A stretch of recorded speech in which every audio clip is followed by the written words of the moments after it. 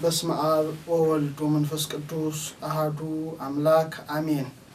ውእቱ ነሳ ደዌነ ወጾረ ሕማመነ በእውነት ደዌያችንን ተቀበለ ሕመማችንንም ተሸክሟል።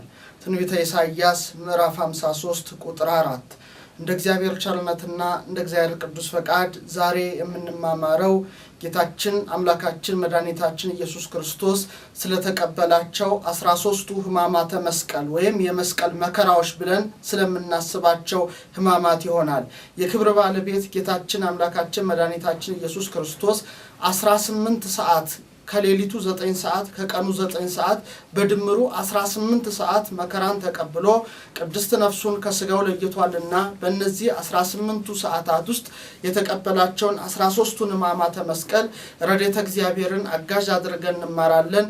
የምስጢር ባለቤት ልዑል እግዚአብሔር ምስጢሩን ጥበቡን እንድናስተውል ቅዱስ ፈቃዱ ይሆንልን። እንግዲህ ጌታችን አምላካችን መድኃኒታችን ኢየሱስ ክርስቶስ የተቀበላቸው መከራዎች እጅግ አስደንጋጭ ናቸው። እንግዲህ አባታችን አዳምና እናታችን ሔዋን በስሜት ሕዋሳታቸው ሁሉ እንደበደሉ የክብር ባለቤት ጌታችን መድኃኒታችን ኢየሱስ ክርስቶስ በበደሉት ልክ ደግሞ ክሶላቸዋል። ለምሳሌ አዳምና ሔዋን በደሉን በ5 ወገን አምጥተውታል። ለምሳሌ በዓይናቸው የተከለከሉትን ዛፍ ተመልክተዋል። በጆሮአቸው የእባብን ምክር ሰምተዋል። በእግራቸው ወደ ጸበለስ ሄደዋል። በእጃቸው ጸበለሷን ቆርጠዋል። በጉሮሮአቸው ጸበለሷን አስገብተዋል። ጌታችን አምላካችን መድኃኒታችን ኢየሱስ ክርስቶስም በእነዚህ ልክ መከራን ተቀብሏል። ለምሳሌ በዓይኑ ግርማ አይሁድን ተመልክቷል። በጆሮ የአይሁድን ስድብ ሰምቷል። በአፉ መራራ ሐሞትን ቀምሷል። አዳምና ሔዋን ጸበለስን በቆረጡበት እጃቸው ፈንታ በምስማር እጁ ተቸንክሯል። አዎ አዳምና ሔዋን በእግራቸው ወደ ጸበለስ በገሰገሱ ፈንታ የክብር ባለቤት ጌታችን አምላካችንም እግሮቹ ተቸንክረዋል። ለዚህ ነው ሊቆ ኦ አይዳው ለለሐኳሁ ለአዳም እፎ ተቀነዋ በቀነዋተ መስቀል ኦ አይጋር እላንሶ ሰው ውስጥ ተገነት እፎ ተቀነዋ በቀነዋተ መስቀል። አዳምን የፈጠሩ እጆች ወዮ በችንካር ተቸነከሩ፣ በገነት የተመላለሱ እግሮች ወዮ በችንካር ተቸነከሩ በማለት በእጁ በእግሩ በዓይኑ በጆሮ በአፉ የተቀበለውን ጽዋተ መከራ ሊቁ አንስቶታል። በአጠቃላይ ግን ጌታችን መድኃኒታችን ኢየሱስ ክርስቶስ 18 ሰዓት መከራን ተቀብሎ መላውን ዓለም አድኗል። በ18ቱ ሰዓታት ውስጥ የተቀበላቸውን 13ቱን ሕማማተ መስቀል ዛሬ እንደ እግዚአብሔር ቸርነት እናያለን። በድጋሚ የምስጢር ባለቤት ልዑል እግዚአብሔር ምስጢሩን ጥበቡ እንዲገልጥልን ቅዱስ ፈቃድ ይሁንልን። መጀመሪያ የተቀበለው መከራ ተአስሮተ ድኅር የኋሊት መታሰር ይባላል። ይኸውም ሐሙስ ማታ 3 ሰዓት ላይ አይሁድ ይዘው ወደ ሊቀ ካህናቱ ወደ ቀያፋ ይዘውት ሄደዋል። ያን ጊዜ ሊቀ ካህናቱ ቀያፋም አንተ የእግዚአብሔር ልጅ እንደሆንክ ትነግረኝ ዘንድ በሕያው እግዚአብሔር አምልሃለሁ ብሎ በተናገረው ጊዜ አንተ አልህ አለው። አንተ አልህ የሰው ልጅ በኃይል ቀኝ ሲመጣ በሳይቅ ሲቀመጥ በሰማይም ደመና ሲመጣ ታያላችሁ ብሎ በተናገረው ጊዜ የሊቀ ካህናቱ አገልጋይ ፊቱን በጥፊ መቶታል። ከዛ በፊት ግን በተቀበለው መከራ ስናይ የመጀመሪያው መከራ ተአስሮተ ድኅር ይባላል። የኋሊት አስረው ነበረ ወደ ሊቀ ካህናቱ ጌታን የወሰዱት። ጌታችንም የኋሊት በብረት ሐብል በመታሰሩ ፈንታ እኛን ወደ ኋላ ከጽድቅ መንገድ ወደ ኋላ ይስበን ይጎትተን ያስቀረን የነበረውን ዲያብሎስን ድል ነስቶልናል። እሱ ወደ ኋሊት በመታሰሩ ፈንታ እኛን ወደ ኋሊት ከሚመልሰን ጥንተ ጠላት ዲያብሎስ ነፃ አውጥቶናልና ክብር ምስጋና ለስሙ ይሁን። ለዚህ ነው ታላቁ ሊቅ ቅዱስ ዮሐንስ አፈወርቅ በቅዳሴው ላይ ሁሉን የያዘውን ያዙት፣ ሁሉን የሚገዛውን አሰሩት፣ የሕያው የአምላክ ልጅ አሰሩት፣ በቁጣ ጎተቱት፣ በፍቅር ተከተላቸው፣ በሚሸልተው ፊት እንደማይናገር እንደ የዋህ በግ በኋላቸው እየተከተላቸው ወሰዱት።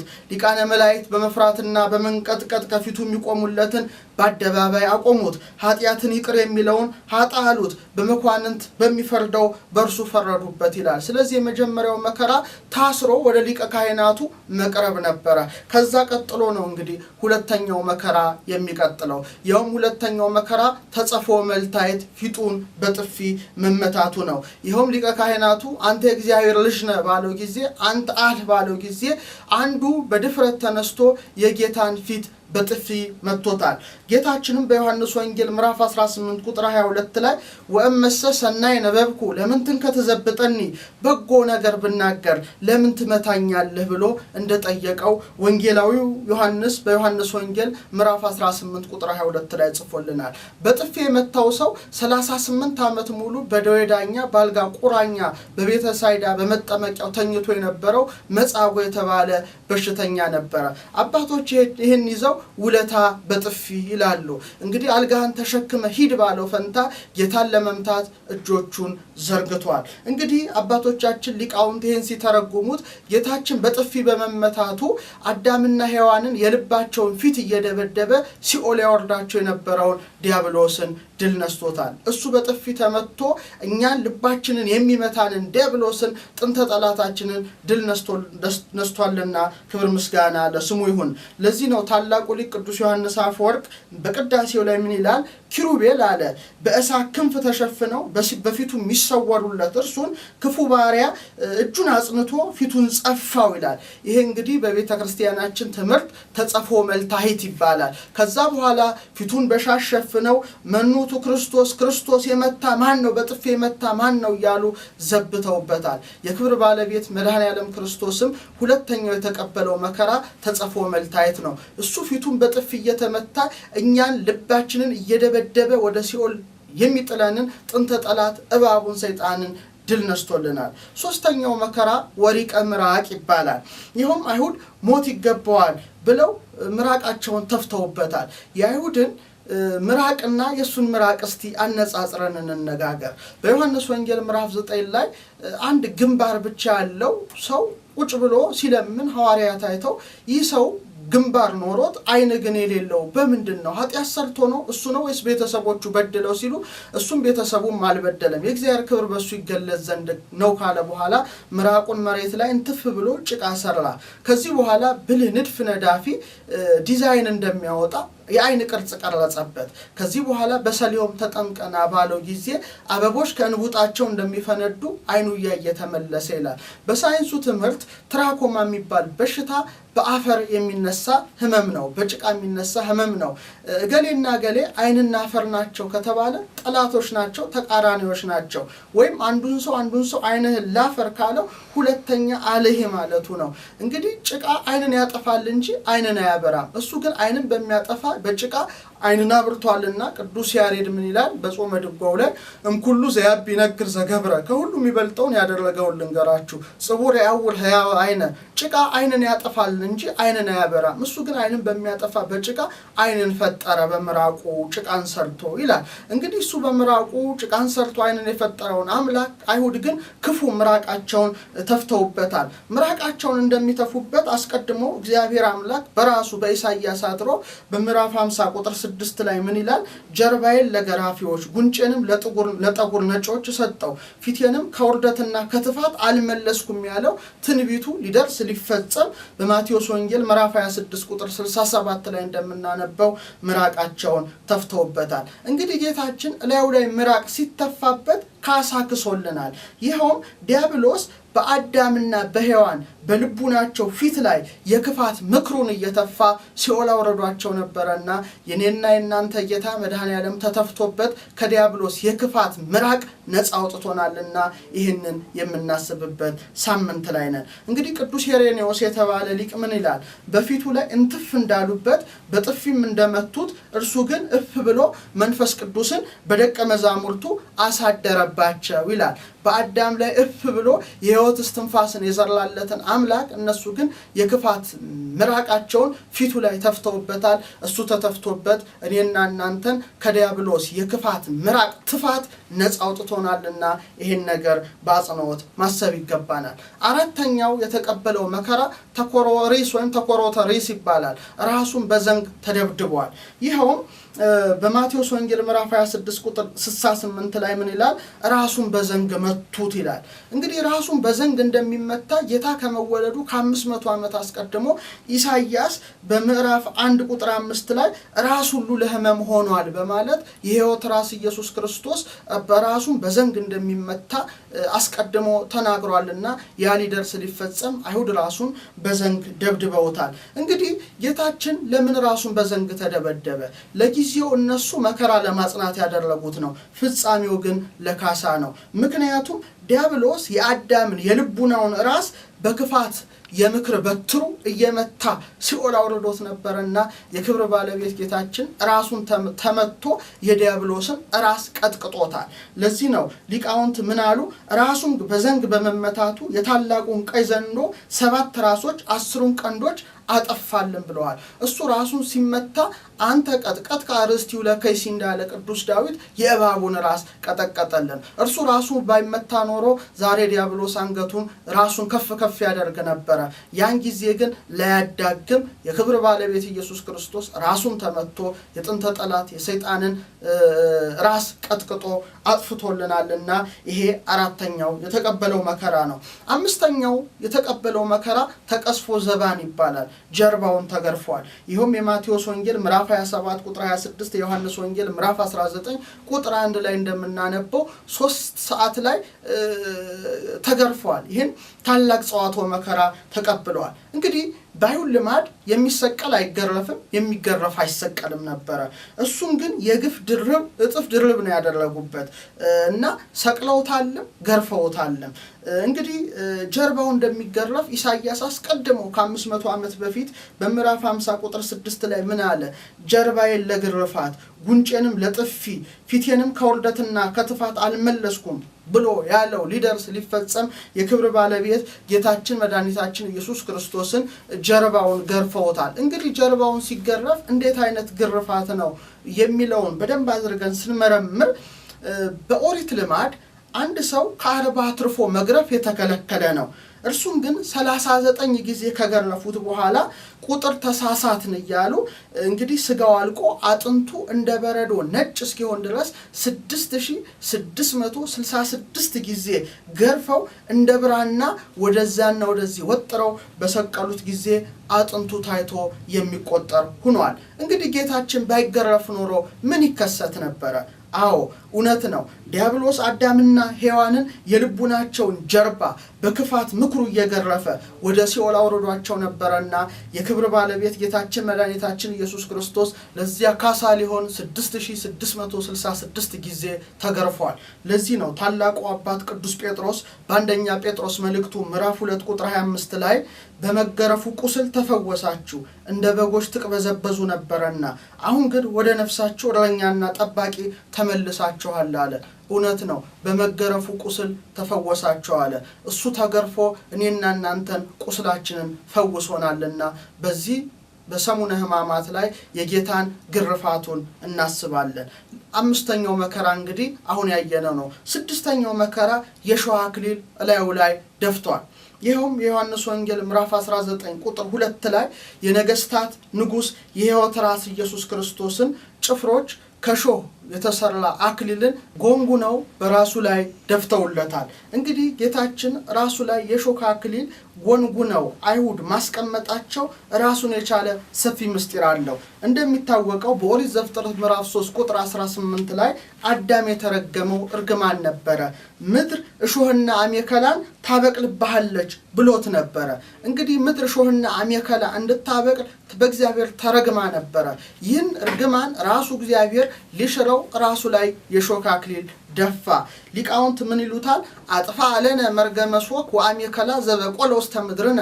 ራሱ ላይ የሾህ አክሊልን በመቀዳጀቱ የእሾህ መርገምን የአሜከላን መርገምን ነቅሎ አስወገደ በማለት አስተምረዋል። ይህ ብቻ አይደለም። አዳምና ሔዋን ዕፀ በለስን በልተው የድል ነሺዎች አክሊል ተለይቷቸው ነበርና የሾህ አክሊል ላዩ ላይ ደፍቶ ያን የድል አክሊል ለሕዝቡ ሁሉ የክብር ባለቤት መልሷል። ይህ ብቻ አይደለም። አዳም በአዳምና በሔዋን ልብ ላይ ጥንተ ጠላት ሰይጣን የኃጢአትን እሾ ተክሎ ያሰቃያቸው ያስጨንቃቸው ነበር። የክብር ባለቤት ጌታችን ደግሞ ራሱ ላይ የሾህ አክሊልን ደፍቶ ይህንን የዲያብሎስ የኃጢአት እሾህ መርዝ ከህዝቡ ሁሉ ነቅሎ ጥሏልና እንግዲህ ስድስተኛ አክሊለ ሦክ ብለን የሾህ አክሊል መድፋቱን እናስባለን። ሰባተኛው መከራው ጸዊረ መስቀል ነው። ይኸውም ከሊቶስጥራ እስከ ቀራንዮ ድረስ ያን ሁሉ ፍኖተ መስቀል የክብር ባለቤት ጌታችን መስቀል ተሸክሞ ሂዷል። እንግዲህ መስቀል ሲሸከምም መንገድ ላይ ከፊት ያሉት እየሳቡት ከኋላ ያሉት እየጎተቱት ነበርና ስምዖን ቀሬናዊን ሲያገኙት መስቀሉን እንዲሸከም ግድ ብለውታል። ከበረከተ መስቀሉ ለስምዖን አሳትፎታል፣ ለኛም ያሳትፈን። እንግዲህ በቤተ ክርስቲያን ታሪክ የሚነገር አለ። ሴቶች ሁሉ ያለቅሱ ነበር፣ እንባቸው ይፈስ ነበር። ከነዚህ መካከል ቬሮኒካ የምትባል አንዲት ሴት ነበረች። በጣም እያለቀሰች ብታጣ ፊቱ ደም ለብሶ ሕማማተ መስቀልን ተቀብሏልና በእውነት ተገርፏልና አዝና ሻሿን ሰጠችው። ያን ጊዜ ፊቱን ጠርጎ ሻሿን በመለሰላት ጊዜ ለመጀመሪያ ጊዜ የጌታችን የፊቱ ስዕል በሻሿ ላይ እንደታተመ ይነገራል። ዛሬ ቬሮኒካና ጌታችን የተገናኙበትና ሻሿን የሰጠችው ቦታ በቅድስት ሀገር በኢየሩሳሌም ምእመናን የሚጎበኙት ነው። ሌላው እንግዲህ ስምንተኛው መከራ ሐሞት መጠጣቱ ነው። ይሄ እንግዲህ የሆነው በዮሐንስ ወንጌል ምዕራፍ 19 ቁጥር 28 እስከ 30 ነው። ተጠማሁ ባለ ጊዜ መራራ ሐሞትን አይሁድ ሰጥተውታል። እንግዲህ ጌታችን መራራ ሐሞትን እንደሚጠጣ አስቀድሞ ዳዊት ከ1000 ዓመት አስቀድሞ መንፈስ ቅዱስ የራቀውን አቅርቦለት የረቀቀውን አጉልቶለት በመዝሙር 68 ቁጥር 21 ላይ በምግቤ ሐሞት ጨመሩበት ለጥማቴም ሆምጣጤ አጠጡኝ በማለት የተናገረው ትንቢት ሊደርስ ሊፈጸም ሆምጣጤ መላበት ዕቃ ተቀምጦ ነበርና እነሱም በሰፍነግ መልተው በአፍ ውስጥ እንደጨመቁበት ወንጌላውያን ሁሉ ጽፈውልናል። እንግዲህ ጌታችን ለምን ተጠማ? እሱ ተጠምቶ የኔና የናንተ ጽምዓ ነፍስ የነፍሳችንን መጠማት አራቀልን። ሰው ሁሉ 5500 ዘመን ነፍሱ ተጠምታ ነበረ፣ ነፍሱ ደርቃ ነበረ። የክብር ባለቤት ጌታችን ተጠማው በማለት የነፍሳትን ጥም ሁሉ አበረደላቸው፣ ነፃ ወጣቸው። እሱ መራራ ሐሞትን በመቅመሱ መራራ ሐሞት ከሰው ልጆች ተወግዷል። ይሄ እንግዲህ ለካሳ ያደረገው እንደሆነ ነው እንግዲህ ቅዱሳን አባቶቻችን ያስተማሩን። አዳምና ሔዋን ጣፋጭ ጸበለስም ቢበሉ የነሱ አምላክ ደግሞ መራራ ሐሞትን ጠጥቶ ነፃ አውጥቶቻል። ቀጥሎ ያሉት እንግዲህ 5ቱ ችንካሮች ናቸው። እንግዲህ 8ና 5ን ስንደምር 13 ይሆናሉ። 13ቱ ሕማማተ መስቀል ይባላሉ። እንግዲህ በመዝሙር 21 ቁጥር 16 ላይ ብዙ ውሾች ከበውኛል፣ የክፋተኞች ጉባኤ የሚያዙኝ፣ እጆቼንና እግሮቼን ቸነከሩኝ፣ አጥንቶቼም ሁሉ ተቆጠሩ፣ እነርሱም አዩኝ ተመለከቱኝ ይላል። እንግዲህ እጆቼንና እግሮቼን ቸነከሩኝ ብሎ በዳዊት ጌታ ከመወለዱ ከ1000 ዓመት አስቀድሞ አስነግሮ ነበርና ያ ሊደርስ ሊፈጸም በ5ቱ ችንካሮች ጌታን ቸንክረውታል። እንግዲህ አዳምና ሔዋን ወደ በለሲቱ በእግራቸው ተጓዙ። የነሱ አምላክ ደግሞ እግሩ ተቸነከረ። አዳምና ሔዋን በለሷን በእጃቸው ቆረጡ። የነሱ አምላክ እጆቹ ተቸነከሩ። እንግዲህ ወብቅነዋቲው ሰበረ ለነ ቀኖተ ሞት፣ እሱ ተቸንክሮ የሞት ችንካርን ከሰው ልጆች አላቀቀ፣ አስወገደ። እንግዲህ የ5ቱ ችንካሮች ስም ሳዶር፣ አላዶር፣ ዳናት፣ አዴራ ይባላሉ። ታላቁ ሊቅ አባ ጊዮርጊስ ዘጋስጫ በመጽሐፈ ምስጢር ላይ እነዚህን ሲተነትናቸው ሳዶር የሚባለው እንግዲህ ምንድነው ሲል በመጽሐፈ ምስጢር ላይ ተመልካቾቻችን ማንበብ ትችላላችሁ። ቋሚውና አግዳሚው የመስቀሉ ቋሚ አለ፣ የመስቀሉ አግዳሚ አለ። ሁለቱን ያያያዙበት የሚስማር ስም ሳዶር ይባላል። ሁለተኛው አላዶር ሲባል ይኸውም የጌታን ቀኝ እጅ የቸነከሩበት ችንካር ነው። ሌላው ዳናት ይባላል። ይሄ ደግሞ የጌታ ግራ እጅ የተቸነከረበት የችንካር ስም ሲሆን ሁለት እግሮቹ ደግሞ በአንድ ላይ የተቸነከሩበት አዴራ ይባላል። በመጨረሻ የናዝሬቱ ኢየሱስ የአይሁድ ንጉሥ አይሁድ ኢየሱስ ናዝራዊ የናዝሬቱ ኢየሱስ የአይሁድ ንጉሥ የሚለውን ደግሞ ጲላጦስ የጻፈበትን ያያያዘበት ሮዳስ ይባላል። እነዚህ አምስቱ ችንካሮች በጌታ ደም የከበሩ ቅዱሳት ቅንዋት በመባል ይታወቃሉ። ስለዚህ የክብር ባለቤት ጌታችን አምላካችን መድኃኒታችን ኢየሱስ ክርስቶስ እንግዲህ እነዚህን 13ቱን ሕማማተ መስቀልን ተቀብሎ በመስቀል ተሰቅሎ ስጋውን ቆርሶ ደሙን አፍሶ ወገብረ ሰላም በደመ መስቀሉ በመስቀሉ ደም ፈሳሽነት ለዓለም ሰላምን መሰረተ ወሰዓረ መርገመ በዲበ ዕፀ መስቀል በመስቀል ተሰቅሎ መርገመ ስጋ መርገመ ነፍስን ሻረ። በመስቀሉ ስር እናታችን ቅድስት ድንግል ማርያም ነበረች። ዮሐንስ እያለቀሰ ነበረ። በመጨረሻም እናቱን ስጦታ አድርጎ ሰጠን። እነዋት እናትህ አለው ለዮሐንስ። እናት ትሁን ብሎ በእውነት ቀራንዮ ድረስ በታማኝነት ለገሰገሰው ለዮሐንስ ድንግል ማርያምን ሽልማት አድርጎ ሰጠው። እነሆ ልጅሽ አለ። ዛሬም ዮሐንስም በሃይማኖት በምግባር ለምንመስል ለሁላችን የአደራ እናታችን ናት። የአደራ ልጆቿንና በምልጇ እኛን ልጆቿን ሁሌም ትጠብቀናለች። ከዚህ በኋላ በእውነት በአካለ ነፍስ ወርዶ ነፍሳትን ሁሉ ነፃ አውጥቶ ወደ ጥንት ርስታቸው ወደ ገነት ገብተዋልና አስገብቷቸዋልና በዚህ ሳምንት የክብር ባለቤት ጌታችን መድኃኒታችን ኢየሱስ ክርስቶስ የተቀበለውን ጽዋቶ መከራ እናስባለን። ውእቱ ነሳ ደዌነ ወጾረ ሕማመነ እርሱ ግን በእውነት ደዌያችንን ተሸክሟል፣ ሕማማችንንም ተቀብሏል እንዳለ ኢሳይያስ በቅዱስ መስቀሉ ኃይል ሁላችንም ይጠብቀን። ወስብሐት ለእግዚአብሔር።